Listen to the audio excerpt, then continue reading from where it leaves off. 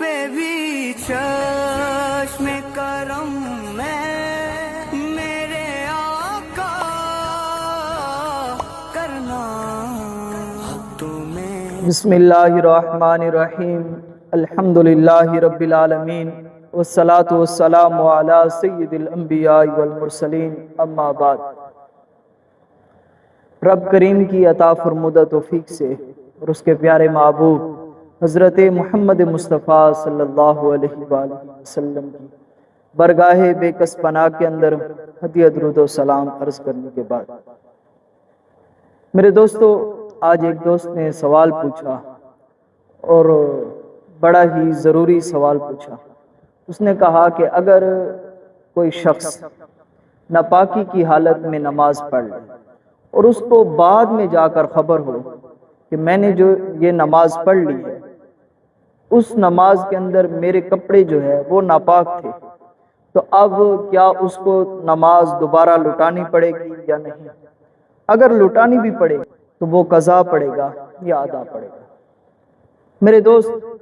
سب سے پہلی بات یہ ہے کہ نماز کی قبولیت کے لیے جسم اور کپڑوں کا پاک ہونا جو ہے وہ ضروری ہے۔ اگر آپ کے جسم پر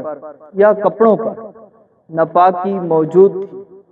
آپ کی ہاتھ کی ہتھیلی کی مقدار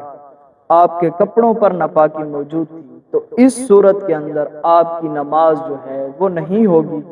آپ کو نماز جو ہے وہ دوبارہ لٹانی پڑے گی۔ اب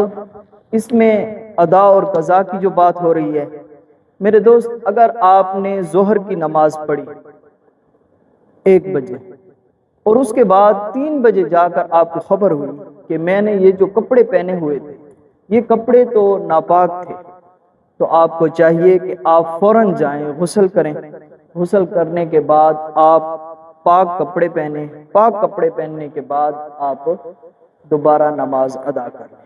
اور وہ نماز جو ہے وہ آپ کی ادا ہوگی، قضا نہیں ہوگی، اس لیے کہ 3 بجے تک ظہر کا ٹائم جو ہے وہ موجود ہوتا ہے۔ اب اس میں تیسری بات یہ کہ اگر قضا بھی ہو جائے تو پھر اس کی کیا نیت ہوگی؟ میرے دوست، اگر آپ نے 3 نمازیں پڑھ لی، صبح کی، ظہر کی، عصر کی،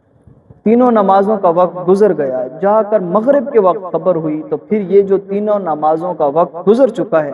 ان تینوں نمازوں کی آپ کو قضا کرنا پڑے گی۔ اب قضا کے لیے میں آسان لفظوں میں آپ کو سمجھا دیتا ہوں، بس ذہن میں اس نیت کو مستحضر کریں، ذہن میں اس چیز کو حاضر کر دیں کہ یہ جو آج کی میں نے صبح کی نماز ناپاکی کی حالت میں پڑھی تھی، اے رب کریم، اس کو دوبارہ میں قضا کر رہا ہوں اور میں دوبارہ پڑھ رہا ہوں۔ بس یہ آسان اور عام نیت ہے، یہ کر لیں۔ مجھ پہ بھی